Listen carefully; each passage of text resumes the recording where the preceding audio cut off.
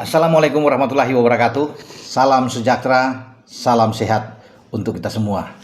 Coach Gerald Van den Berg akan menentukan pemain-pemain yang akan dia panggil untuk bermain di Piala AFF U23 pada 15 sampai 31 Juli yang akan datang ya. Di mana kita sebagai tuan rumah dengan dua stadion yang akan dipakai yang sudah diputuskan oleh PSSI, yaitu GBK atau Stadion Utama Senayan Gelora Bung Karno, dan satu lagi Patriot Candrabaga di Bekasi. Itu dua lokasi kita untuk bisa menampung 12 tim yang nantinya akan ikut berlaga di Piala AFF U23 tahun ini. Sebagai tuan rumah tentunya kita ditargetkan harus bisa menjadi juara.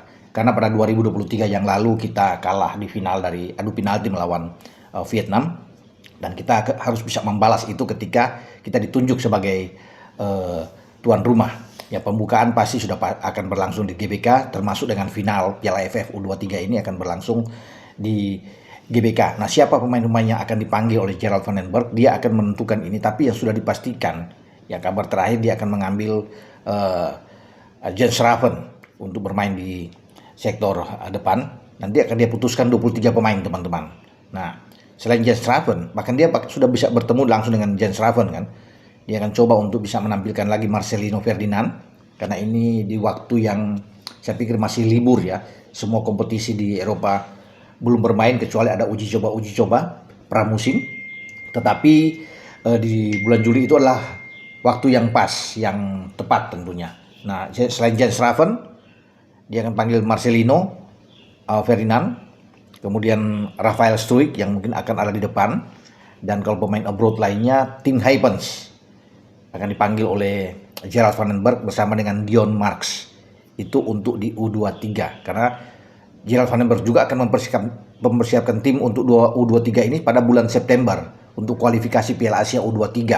Kita juga sedang berpotensi menjadi tuan rumah karena ada 11 tim unggulan. Nah, kita masuk di antara 11 tim unggulan itu, dan kita mencoba lewat Pak Ketua Umum Pak Erick Thohir sudah mengatakan akan berusaha agar Indonesia menjadi tuan rumah penyelenggara.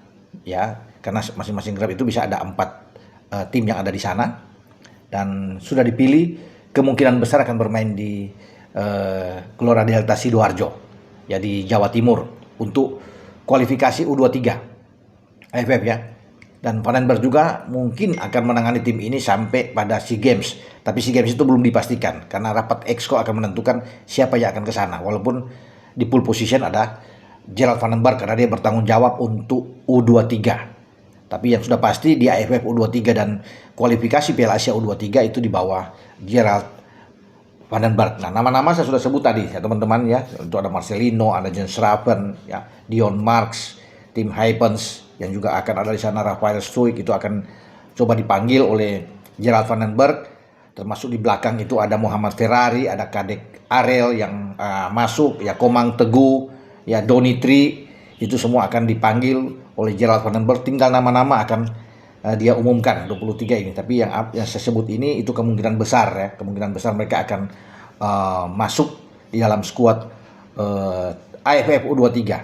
Karena itu tadi yang saya bilang bahwa Indonesia mengusung ambisi target harus menjadi juara di U23 Piala AFF ini. Mumpung di saat kita sebagai tuan rumah penyelenggara ya, kesempatan, dan ini menjadi tantangan pertama ya bagi Gerald Van den Berg ketika dia ditunjuk sebagai pelatih kepala untuk U23 oleh PSSI, dan dia juga sebagai asisten pelatih di timnas senior ya bersama dengan Alex Pastur untuk bisa membackup pelatih kepala Patrick Kluivert di tim senior.